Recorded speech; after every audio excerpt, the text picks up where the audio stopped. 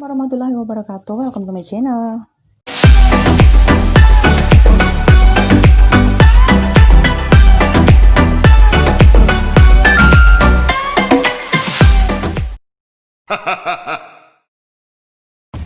Oke, sebelumnya terima kasih karena kalian udah mengklik videoku. Di sini aku menceritakan sebuah kisah nyata yang terjadi di Italia.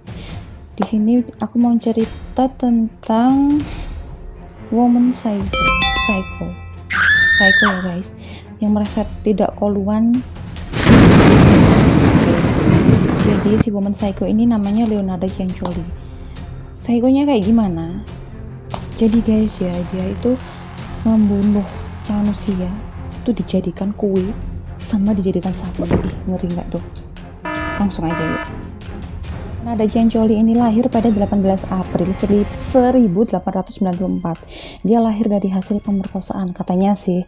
Ya dibilang pemerkosaan udah sah suami istri. Si emaknya ini kan dijodohkan. Emaknya itu namanya adalah Emilia Dinolfi, dan si bapaknya Ciancioli ini adalah siapa sih, susah amat namanya, Mariano Ciancioli. Nah, karena dipaksa menikah sama orang yang dia nggak suka, jadi si emaknya Ciancioli ini merasa jengkel sama dirinya sendiri, sehingga dia melampiaskan kemarahannya itu kepada si Leonardo Ciancioli ini sejak kecil. Jadi sejak itu dia disiksa banget sama si emaknya ini, sampai guys dia itu pernah mau bunuh diri sebanyak 2 kali tuh, gara-gara merasa depresi dan karena merasa ya selalu disiksa gitu ya sama emaknya. Nah, karena itu dia berpikir ya udahlah, gue jalanin aja, untuk kedepannya nanti gimana, dia bilang gitu.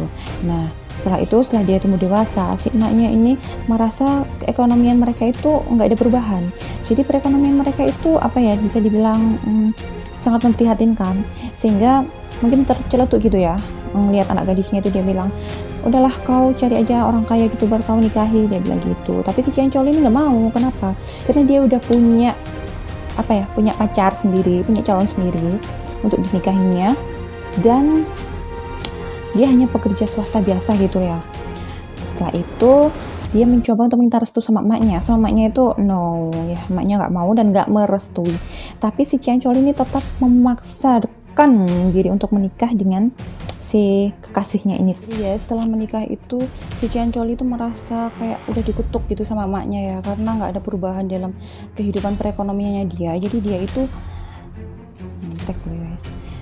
itu perekonomiannya itu sangat buruk dan kehidupannya itu sangat sengsara, sehingga pada saat tahun 1921 dia pindah ke sisi kota Italia, tetap di kota Italia, maksudnya tetap di daerah Italia, di kota yang bernama Lauria. Nah di situ dia mencobalah untuk memperbaiki kehidupan perekonomiannya. Dia coba untuk bekerja, tapi tetap aja hidupnya itu sengsara gitu guys. Dia seolah-olah itu merasa, ini gue udah dikutuk ini sama mama gue ini, gara-gara gue gak nurutin untuk nikah sama orang kaya, dia bilang gitu ya.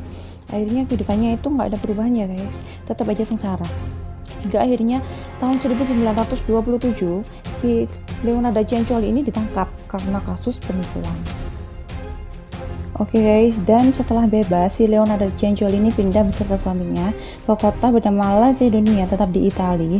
Dan di situ perekonomiannya juga tetap saja menyengsarakan ya guys, kehidupannya juga tetap sengsara.